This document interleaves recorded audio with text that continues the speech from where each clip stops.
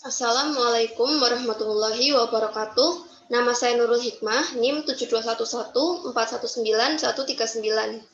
Kali ini saya akan membahas tentang proyek 5 dan proyek 6. Yang pertama yaitu proyek 5. Proyek 5 yaitu mengenai formulir pembelian buku, web atau HTML.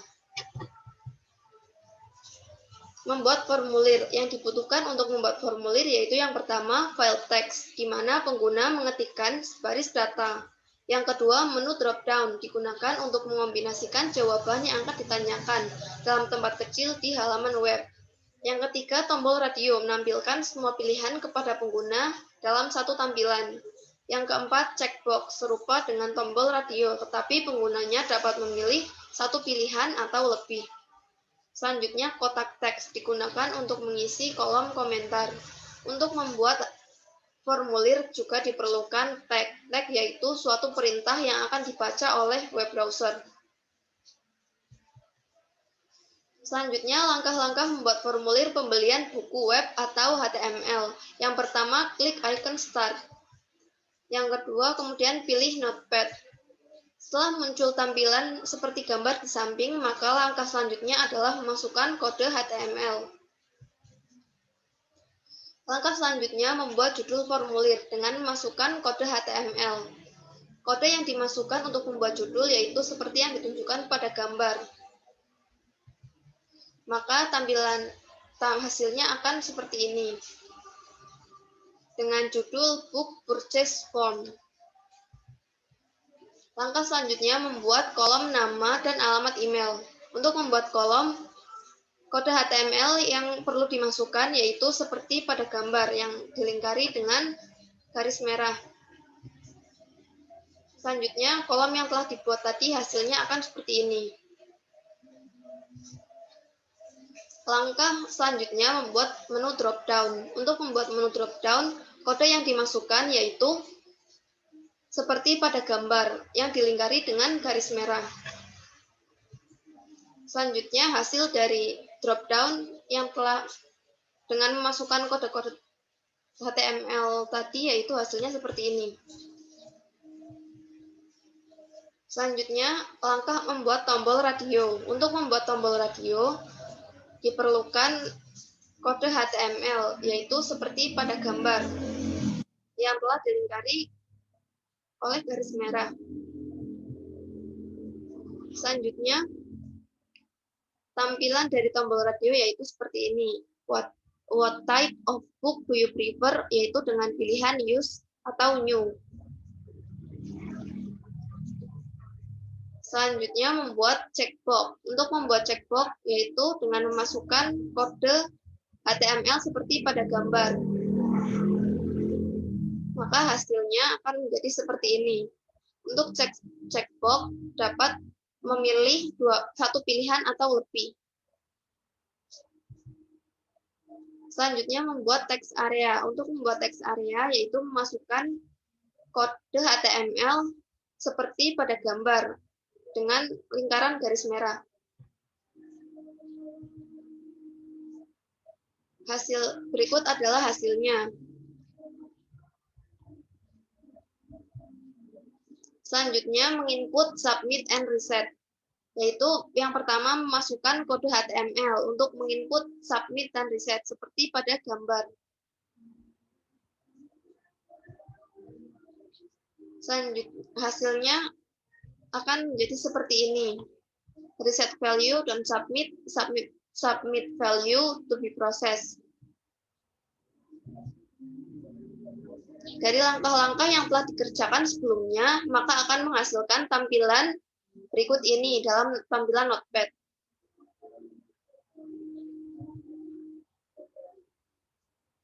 Selanjutnya dalam tampilan web atau HTML akan tampil seperti pada gambar.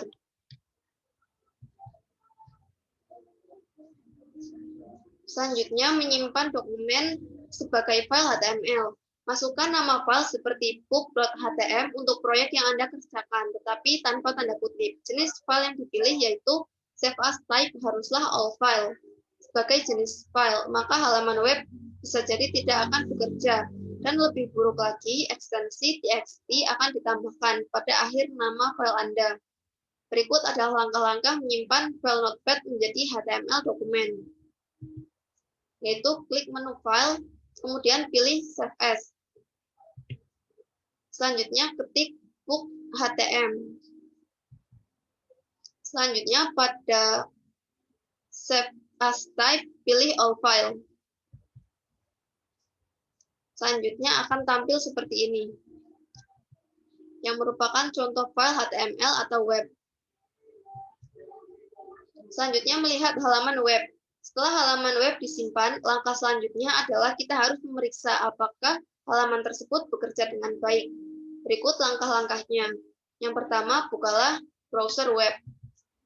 Kemudian klik menu file, kemudian pilih web browser, pilih open file. Kemudian ketikkan nama file pada file name. Kemudian setelah ditemukan file yang dicari, kemudian klik open. Maka akan keluar tampilan web yang telah dikerjakan tadi, menandakan bahwa file yang tadi disimpan bekerja dengan baik. Selanjutnya proyek 6, dasar-dasar spreadsheet. Proyek ini menggunakan Microsoft Excel untuk membuat sebuah lembar kerja sederhana. Penampilan dari suatu lembar kerja amat penting, oleh karena itu dalam proyek ini Anda mempelajari bagaimana cara memformat nilai-nilai dalam sel lembar kerja. Contoh ini menggunakan file lembar kerja yang berisikan 2 lembar data atau datasheet. Yang pertama, lembar data berisikan barang-barang yang ditagihkan, dan yang kedua, lembar data berisikan informasi harga. Contoh ini membuat sebuah faktur. Figur P6.1 menampilkan lembar data invoice, figur P6.2 menampilkan lembar data diskon. Tab yang Anda tandai pada bagian bawah layar memberitahukan pada Anda lembar data mana yang sedang ditampilkan. Lembar data selanjutnya, lembar data faktur. Faktur ini berisikan 4 barang, chair, table, lamp, dan pillow. Masing-masing barang memiliki harga, unit, dan sejumlah diskon ditampilkan berdasarkan masing-masing unit. Harga per unit dikurangi diskon, dikalikan dengan jumlah unit yang dipesan menghasilkan harga keseluruhan. Harga keseluruhan yang dijumlahkan untuk menentukan total faktur. Jumlah ini yang harus dibayarkan pembeli bergantung pada kapan pembeli tersebut membayar faktur. Tanggal 7 bulan 4 2006, format tanggal tahun adalah tanggal saat faktur tersebut dihasilkan. Pada tanggal tersebut, pelanggan akan membayar jumlah total, tetapi jika pelanggan menunggu 30 hari sebelum membayar, jumlah yang dibayarkan adalah 101% dari jumlah total. Setelah 60 hari, jumlah yang terutang adalah 103% dari total. Perhatikan bahwa hari bukan bulan ditambahkan pada tanggal pembelian asli. Inilah sebabnya mengapa tanggal selanjutnya adalah 8 bulan 3 2006 dan 9 bulan 2 2006. Tidak semua bulan memiliki 30 hari. Selanjutnya, sel-sel lembar kerja pada lembar data invoice diformat sedemikian rupa, sehingga menarik secara visual. Sel-sel pada lembar data diskon telah dibiarkan pada format aslinya, karena pengguna umumnya tidak melihat lembar data ini. Spreadsheet memiliki kelebihan dibanding dengan program perhitungan sederhana, yaitu dapat digunakan untuk memberikan kapabilitas sistem informasi yang rumit bagi perusahaan. Oleh karena itu, tampilan lembar kerja sebaiknya berbentuk formulir yang membantu pembuatan keputusan. Mulailah membuat contoh ini dengan membuka program Excel. Pastikan bahwa terdapat 3 tab lembar kerja pada bagian bawah layar, yaitu sheet 1, sheet 2, dan sheet 3. Kita hanya membutuhkan 2 lembar data untuk contoh, dan kita ingin menamainya invoice dan diskon. Berikut merupakan figur P6.1, yaitu lembar data faktur untuk contoh. Selanjutnya, figur P6.2, lembar data diskon untuk contoh. Isi lembar data diskon akan dimasukkan pertama kali. Tujuan dari lembar data pada contoh ini adalah menentukan jumlah 2 unit harga yang menentukan persentase diskon. Pada contoh kita jumlahkan harga unit lebih besar atau sama dengan $100, maka diskonnya adalah 15%. Harga yang lebih besar atau sama dengan $50 menghasilkan diskon 10%. Selanjutnya, Anda memasukkan nilai-nilai ke dalam sel seperti yang ditunjukkan dalam figur tadi, P6.2. Formula yang digunakan pada lembar data invoice bergantung pada nilai-nilai sel-sel tertentu di lembar data diskon. Selanjutnya yaitu P6.3, membuka lembar kerja Excel baru. Selanjutnya figur P6.4, memformat sel sebagai nilai mata uang. Setelah mengetikkan nilai 50 dan 100 ke dalam sel A3 dan A4, tandailah sel-sel tersebut dan pilihlah perintah format, diikuti subperintah sel. Maka layar pada figur P6.4 akan muncul. Pilihlah sebuah format mata uang dengan 2 desimal untuk mendapatkan format yang diinginkan bagi nilai-nilai ini. Lembar data jauh lebih rumit. Mulailah dengan membuat kolom yang cukup sehingga dapat menampung nilai dan judul faktur. Dapat memperlebar kolom, yaitu caranya gunakan mouse untuk memilih kolom A sampai G, kemudian pilihlah format, diikuti perintah kolom dan width figur seperti yang ditampilkan pada gambar. Pilihlah kolom dengan lebar 13, ketikkan angka 13 pada kolom width. Sekarang Anda dapat memasukkan data di mana nilainya akan melebihi ukuran sel. Sel A1 telah memiliki entry invoice, sel B3 hingga B7 terisi kata item, chair, table, lamp, dan below.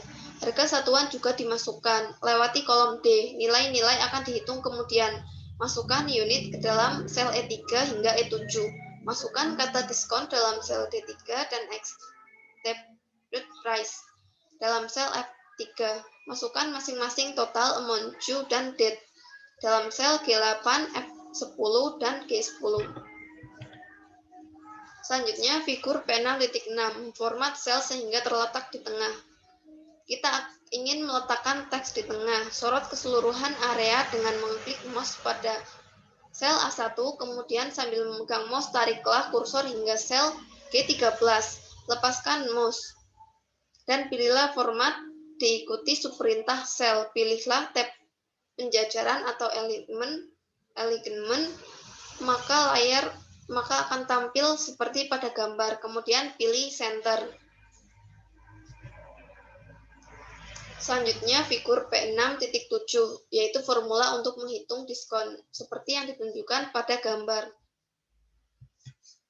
Satu-satunya pengecualian untuk peletakan di tengah sel adalah G8, di mana kata total muncul. Kata total seharusnya sejajar dengan sisi kiri sel.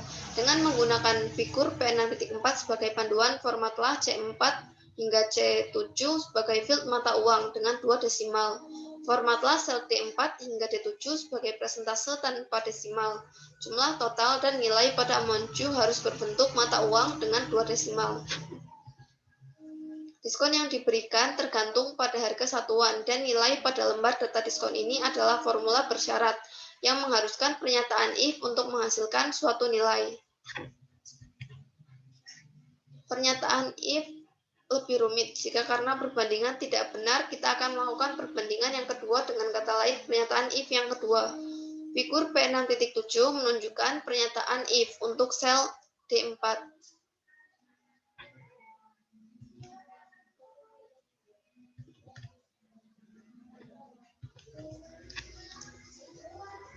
Satu peringatan, urutan pernyataan if amat penting. Ketika dua atau lebih pernyataan bergabung dalam formula, pernyataan if akan berhenti ketika sebuah perbandingan benar. Kita harus mengambil nilai yang terbesar lebih dahulu. Diskon pilihlah pada sheet diskon sel A4, kemudian di absolut. Misalkan saja harga per unit adalah 150. Jika formula tersebut telah membandingkan nilai tersebut dengan sel A3 pada sheet diskon terlebih dahulu, nilai harga $50, maka formula tersebut akan benar dan diskon sebesar 10% akan ditempatkan di D4 dan bukannya nilai sebenarnya yaitu 15%. Harga keseluruhan per unit dikalikan dengan 1 dikurangi diskon dikalikan dengan jumlah unit yang dibeli. Set sel yang terakhir, F11 hingga G13 mencerminkan nilai waktu dari uang atau time value of money ketika membayar faktur. Selanjutnya, figur P6.8 memformat huruf sel. Figur P6.8 menampilkan layar yang dihasilkan dari pemilihan format. Diikuti perintah sel mengklik tab font, Anda dapat membuat judul kolom dalam huruf tebal dan mengubah ukuran font pada kata invoice dalam sel A1. Sekian yang dapat saya sampaikan. Apabila ada kesalahan, saya mohon maaf. Terima kasih. Wassalamualaikum warahmatullahi wabarakatuh.